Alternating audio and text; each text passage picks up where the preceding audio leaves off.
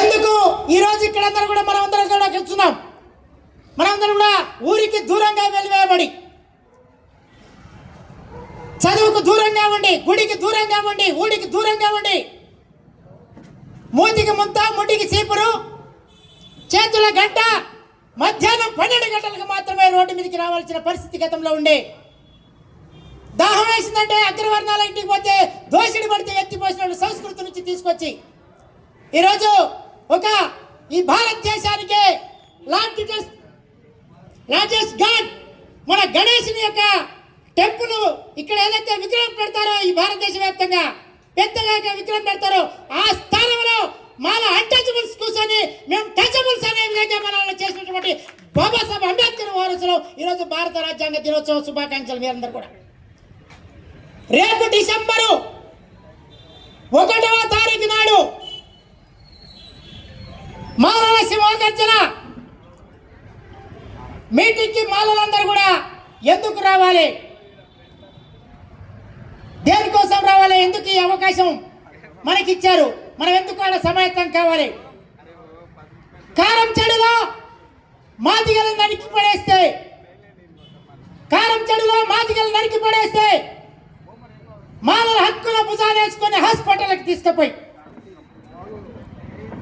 పూటకొక పేట భోజనాలు వండి పెట్టి గస్తీ కాసి మీ ప్రాణాలకి మా ప్రాణం అంటుకట్ట వేసి మిమ్మల్ని కాపాడినందుకు ఎన్నుపోటు పరిస్థితుల్లో మందకిస్తున్నాను మమ్మల్ని అంటున్నాను. ఇదే నీ సంస్కృతి.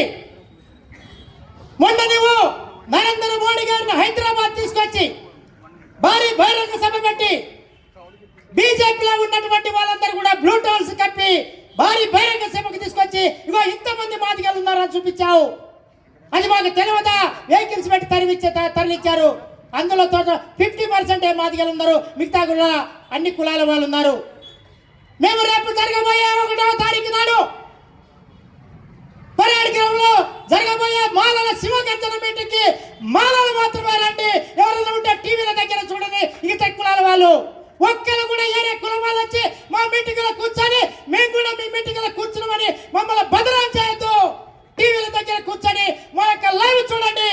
మాలలు మాత్రమే వస్తారు, మాల అనుబంధ కులాలు మాత్రమే వస్తాయి. వీళ్ళక మేము ఏరే కులాలను తీసుకొచ్చి మా జనం అయితే చూపించడానికి వీళ్ళది. మేమందరూ కూడా స్వచ్ఛందంగా తరలి వస్తా ఉన్నాం.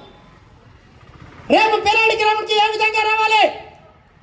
ఇక్కడ ఖైరతాబాద్లో ఉన్నటువంటి మనందరూ కూడా, ఇక్కడ పురుషులందరూ కూడా ఇక్కడ కూర్చొని బహిరంగ సభను విజయవంతం చేయాలంటా ఉన్నాం. ఏ విధంగా విజయవంతం అవుతుంది? ఆ రోజు నీకు పని ఉంటుంది, ఆదివారం నీకు పండగ ఉంటుంది, నీ బిడ్డింటికో అల్లుడింటికో పోవాలి. లేకుంటే అల్లుడో బిడ్డో నీ ఇంటికి వస్తాడు, పక్కూరు చుట్టాలు ఈ ఊరికి వస్తారు, ఈ ఊరి చుట్టాలకు ఆ ఊరికి పోతాడు. నీకేదో హాస్పిటల్లో సమస్య వస్తుంది, ప్రాణాలు పోయినా ఏ సమస్య అడ్డొచ్చినా మీ భార్య పిల్లలు తీసుకొని అలాగే చేయలే జింకాల గ్రౌండ్ లో చెప్పి మేము ఈ సందర్భంగా మిమ్మల్ని అందరూ కూడా కోరుతా ఉన్నాను. ఈరోజు మనకి 9 మంది ఎమ్మెల్యేలు ఉన్నారు. 9 మంది మాలమా ఎమ్మెల్యేలు ఉన్నారు, గతంలో కూడా ఉన్నారు. మేము మద్దతు ఇస్తారని అడుగుతా ఉన్నాం. మీరు 10 మేము 9, లేకుంటే మీరు 9 మేము 9. అన్నా, ఇక్కడ తెలంగాణ రాష్ట్ర ముఖ్యమంత్రి 556 పేజీల సుప్రీంకోర్టు జడ్జిమెంట్ ఒక పేజీ చదవక ముందే నువ్వు అసెంబ్లీలో అమెండ్మెంట్ చేసి ఉద్యోగ నోటిఫికేషన్ ఆపి నేను ఆర్డినెన్స్ తీసుకొస్తా అన్నావు కదా. ఎన్నికల స్ట్రాటజీ, పొలిటికల్ స్ట్రాటజీ మాకు తెలుసు. కానీ అవతల వాళ్ళు నమ్ముతారా అన్నా? ఏమంటా ఉన్నాం?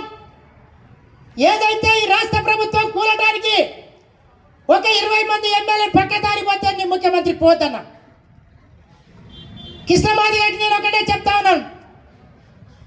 5% ఉన్నారు ఎట్లు, 40 మంది ఎమ్మెల్యేలు ఉన్నారు. 80% ఉన్న బీసీలు 10-15 మంది ఉన్నారు.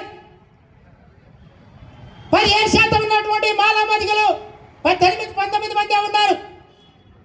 మరి ఎందుకు ఇంత వివక్షత అని చెప్తా ఉన్నాను. పొలిటికల్ రిజర్వేషన్లు పెట్టాలని కోరు. అదేవిధంగా మాలామాదిగా ఎమ్మెల్యే ఏకమైతే ఇగో మనకు వచ్చినటువంటి 15% రిజర్వేషన్లు గత 75 సంవత్సరాలుగా అదే రిజర్వేషన్లు కొనసాగుతా ఉన్నది.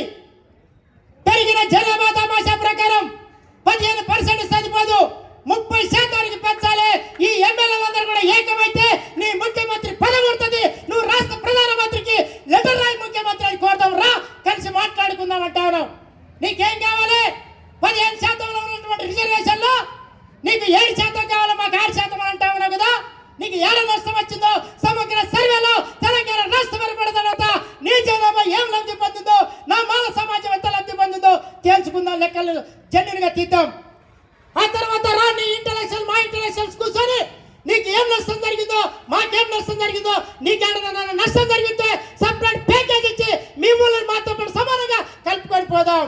లేదు అంటే మాకే నష్టం జరిగింది అనుకో, నీతో పాటు సమానంగా మాకు ప్యాకేజ్ ఇచ్చి మనందరూ కూడా 30% రిజర్వేషన్ తీసుకుందాం. ముఖ్యమంత్రుల రిజర్వేషన్లు కావాలని అడుగుదాం, ఎమ్మెల్యేలో రిజర్వేషన్లు కావాలని అడుగుదాం. ఎందుకు 15% రిజర్వేషన్లు 10 సంవత్సరాల వరకే రాశాడు కదా మా బాబాసాహెబ్ అంబేద్కర్. అన్టచబుల్స్ పోవాలి, స్వేచ్ఛ సమానత్వం సభ్రతత్వం కావాలని డాక్టర్ బాబాసాహెబ్ అంబేద్కర్ గారు 10 సంవత్సరాల వరకే రిజర్వేషన్ రాస్తే 10 సంవత్సరాల రిజర్వేషన్లు ప్రతిసారి పొడిగించుకుంటూ అమెండ్మెంట్ చేసుకుంటూ పోతా ఉన్నారు రాష్ట్ర ప్రధానమంత్రులు.